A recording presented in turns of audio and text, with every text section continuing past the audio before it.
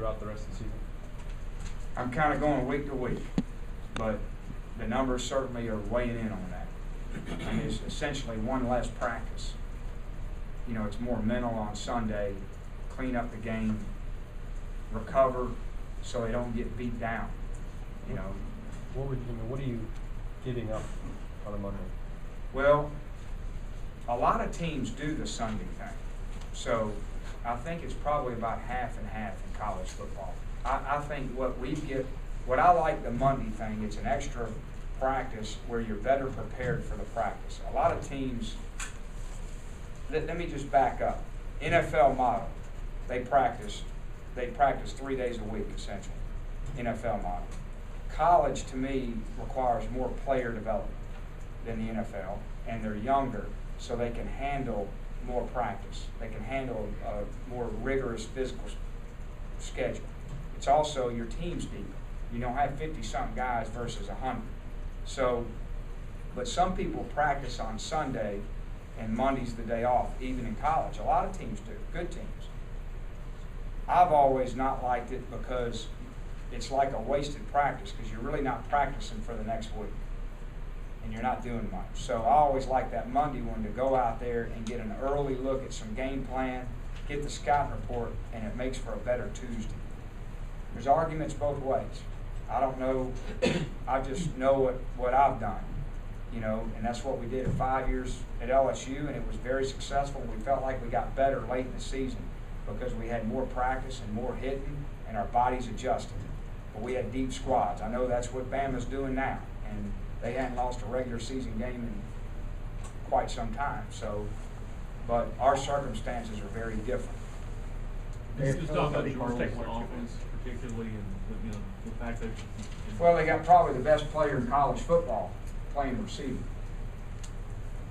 and you saw just his presence, his first game back. You know, the guy's unbelievable, and that's the number one challenge. They got a quarterback who's got an incredibly strong arm, and he can run. He is a talented quarterback. Derek Cody Pope, I mean, anything new on him, and then Rajon? The longest stinger injury in the history of college football. That's what's new. And then it might be because he doesn't eat meat.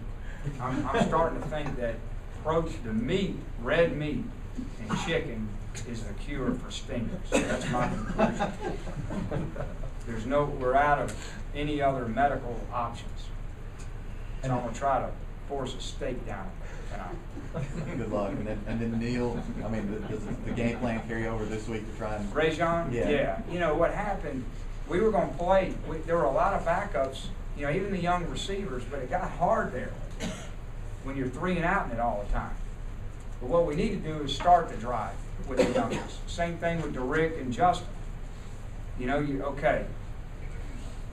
the old guys go out there and you're going to roll them in, punt alert.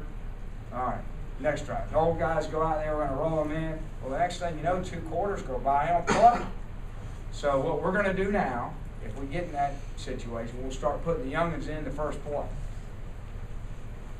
You envision using Pilardi punting again directionally, which you did in that? There's a chance, you know, that we'll use Chad. I have full confidence in Mike.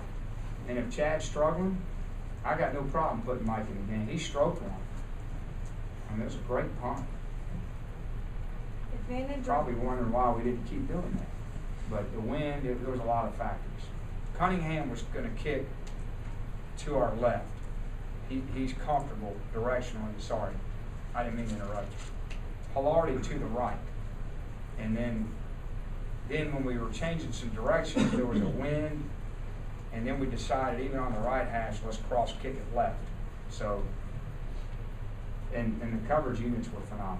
Go ahead, I'm sorry. Advantage or disadvantage going against a team that kind of seems down right now? It probably shouldn't be 1-4. Is it advantage because they're down, disadvantage What because about us, though? We up?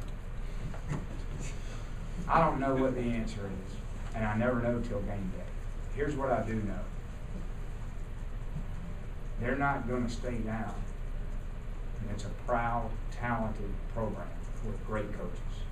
And so we're expecting them at their best. And that's probably what they'll show. They'll show their best. And that's what most good programs do. And so we better be prepared for Georgia's best, because that's what we're going to get. And if we aren't at our best, we'll get run out of the state. I believe that in my heart. Okay, thanks guys. Thanks for coming today.